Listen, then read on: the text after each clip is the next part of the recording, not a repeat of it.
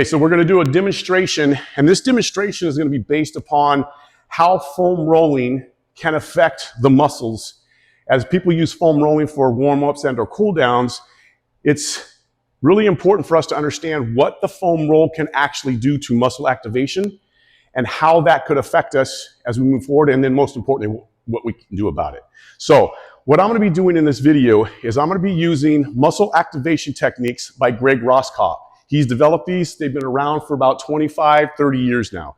So I've gone through his jump start process, and I'm going to use some of the jump start techniques to test the muscles in a shortened position, and then I'm going to activate them using positional isometric contractions to show that we can immediately get muscle activation that will help stabilize the joint.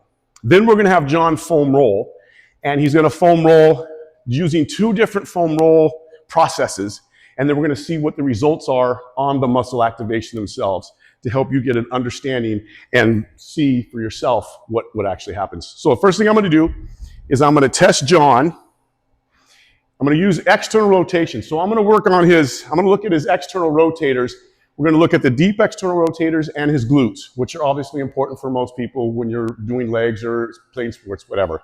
So first we're going to test each side. So on this side, I'm going to have him hold that, not let me pull him out, and go, John.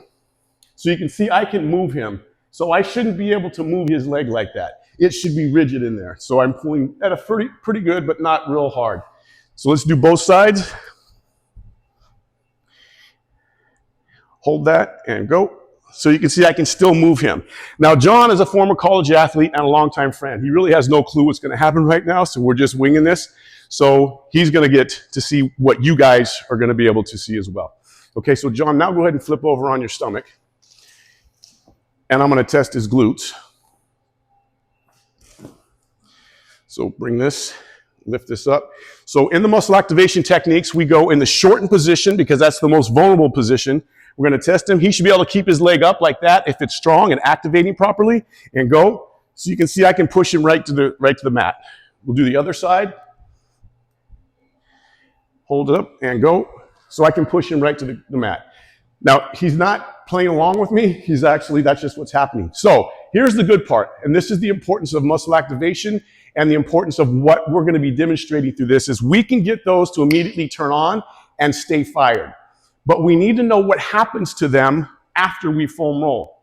So let me start here since he's already on his front side so I can get his glutes. So we're going to lift this up, John. And you're just going to press into my hand right here, just like you're pushing up into a glute extension for about 3 seconds. Not real hard, just a real light contraction. So just push up, no more than that. For 3, 2, 1, and relax. We're going to do 3-second holds 3 times, a very minimal thing. You can do 6-second holds for 6 repetitions. We're just going to do 3 of 3 for video's sake. And come back up as high as you can. And press into me real lightly, real lightly. Keep going, keep going. 3, 2, 1, and relax. We'll do that one more time. Up as high as you can. For those of you that are watching, you can see how much higher his range of motion is because we're activating the muscle to get it to be able to pull it into that position. So hold up. 3, 2, 1, and relax. So not only are we going to get immediate contraction ability, as you'll see here in a second, but you're going to get better range of motion. That's the whole purpose of muscle activation technique. It works with the neurophysiology of the body, not trying to force the body to do something that it's not trying to do. Okay, lift that back up. Now hold that for me. Don't let me push you down. And go. So you see the difference? I can't push him down now. You feel that, Johnny? Oh, yeah. All right, bring that up. I'm just going to hold that up into my hand, push up real lightly. 3, 2, 1, and down. Back up as high as you can go. You see it's already higher. Hold that up. 3, 2, 1. Do you feel how much higher it's going up as well? And again, come all the way up. See his range of motion is increased because he's actually able to contract those tissues in their shortened position now. Vitally important for joint stabilization. And relax. When that muscle can't fire on demand like that, that means that joint is unstable. It's destabilized. So that means it doesn't have the ability to turn on, and that means that that joint is going to have altered kinematics or altered joint motion, and that's going to cause compensation throughout the entire body. Okay, now bring it up. Hold that, don't let me move you down, and go. So you see I can't push him to the ground now. Okay, now let's flip over. We're gonna activate his external rotators because we saw that they were weak. Using the exact same process.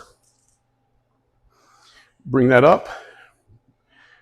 Bring it in right there. So all you're gonna do is you're just gonna swing this in at about a 10% contraction, just real light.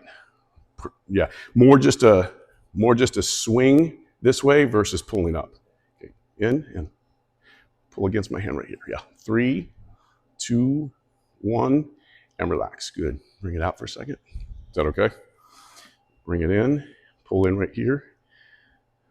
3, 2, 1, relax out. And again, 3, 2, 1, relax out. Okay, now this time we're gonna test it again. So hold that in there, don't let me move you, and go. And immediately you can see that he's locked in, okay? 9 seconds, and he's locked in. Bring that in, just nice and easy. 3, 2, 1, relax. Bring it in. 3, 2, 1, relax. One more. 3, 2, 1, relax. Good. Okay, so now bring it all the way in. We're gonna test it. Now hold it for me and go. You can see he's locked in, and I'm pulling a lot harder than I was.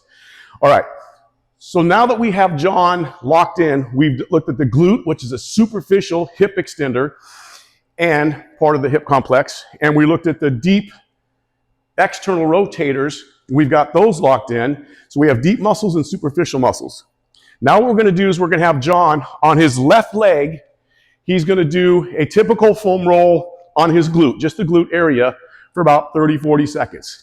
As most people do, foam rolling from 30 to 120 seconds on one area, because that's what the research says. And then on his right side, he's only gonna foam roll the glute for 5 to 10 seconds. There's research that suggests that 5 to 10 seconds of foam rolling actually gives you benefits of the tissue. It has a good beneficial advantage for the tissue, moves the tissue without compromising tissue function. So let's see if that works.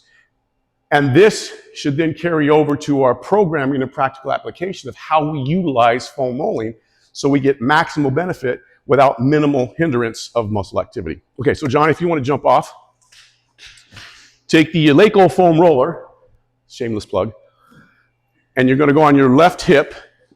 Start with the left hip.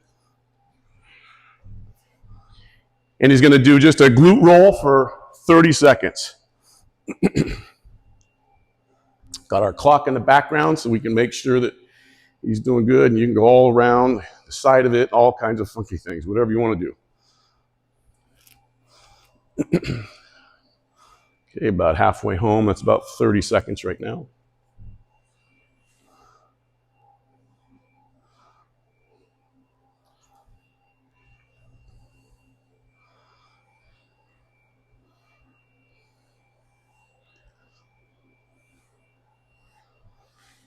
Beautiful, and let's go ahead and relax.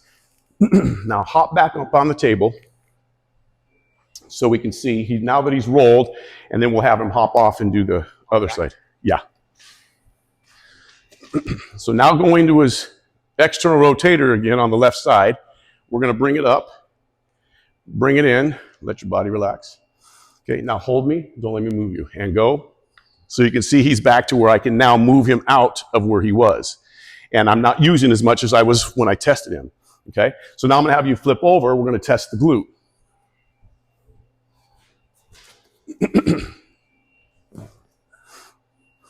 Okay, bring that up. Hold that, don't let me move you down, and go. So you see now I can push him down. Did you feel the difference? Yeah. So 30, 35 seconds is what he did.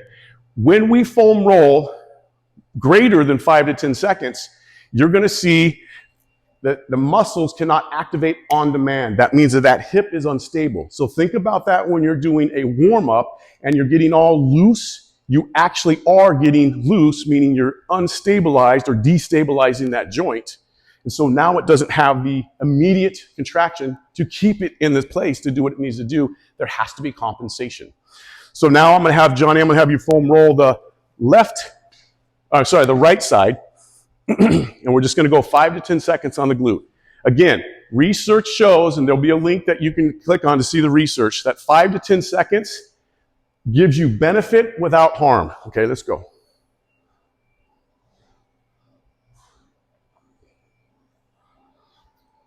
And relax. And this is what is really hard for people, because we are ingrained that we think we have to do 30 or 60 or 90 seconds, and that's not true. I've seen it for years now. Okay, so let's look at his external rotators. So hold that up there. I'm going to test you now, and go. So see, I can't move him out of that.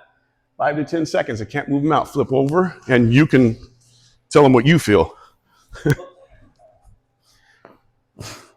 Okay, now we're going to test his glute all the way up, and hold. So see, I can't push him down like he did the other one. 5 to 10 seconds is all you need in order to get optimal benefit from foam rolling. So the takeaway is foam roll for 5 to 10 seconds. You don't need to go 30, 40, 60, 90, 120 seconds to get tissue benefit, and you won't shut down the tissue. So Johnny, while you're there, let's turn your left side back on. So go ahead and stay right there. So we're going to get his left side to fire back up again. And then I'm going to have him go back and do 10 seconds on the foam roll so you can see that what shut down is now going to stay activated. All right, so let's bring that up. 3 seconds, hold that up there. 1, 2, 3, relax. Bring it up as high as you'll go. Hold it, 3, 2, 1, and again. And one more time. All the way up, 3, 2, 1, and relax. Good, okay. Now bring that up, we're gonna test it. Hold it up there, don't let me move you, and go. So now you can see that he's locked in. All right, so let's flip you over. We'll activate the external rotators. So one of the things with foam rolling is just because you're rolling the skin, people don't realize that your skin is attached all the way to your bone through connective tissue. So when you're moving the skin, you don't have to do a ton of work in order to get it to go all the way through. That's why when he foam rolled his hip, and he foam rolled his hip on his left side for more than 5 to 10 seconds, it got not only the glute deactivated, but the deep external rotators of the hip. It'll go all the way through. All right, so let's get this activated. 3 seconds pulling in. 1, 2, 3, and relax. And again, bring it all the way in. Again, 3, 2, 1, and relax. And one more time. 3, 2, 1, relax, okay? Now we're gonna test him. Hold that in there, don't let me move you, and go. So now he's locked in. Now just jump on the foam roll for 5 to 10 seconds, and we'll see that if you lock that in and only foam roll for 5 to 10 seconds, it's not gonna undo it.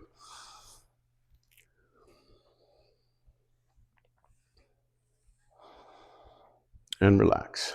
Okay? Yeah. All right. So bring that in, hold that now, and go. So he's locked in. Flip over, we'll do the glute.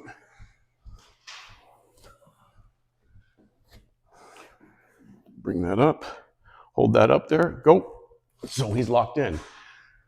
Again, takeaway. 5 to 10 seconds of foam rolling is all you need. Do it. It's more advantageous to do activation after you do any type of foam rolling. By the way, this same thing happens, and you can see other videos. The same thing will happen with massage guns, with vibration plates, with stretching. So any tool or activity that you're using for prolonged periods of time or high amounts of force being pounded into the tissue, you will deactivate those tissues, and you can see the other videos. So what you want to do is you want to use activation afterwards if you're going to do that. The bottom line is you do not need to foam roll long, you do not need to stretch, And you do not need to have massage guns for extended periods of time. 5 to 10 seconds is all you need to get tissue to move, to get it to do what you want it to do or need it to do. The key is to make sure that that hip is stabilized or your muscles are turned on demand in order for you to have proper tissue function.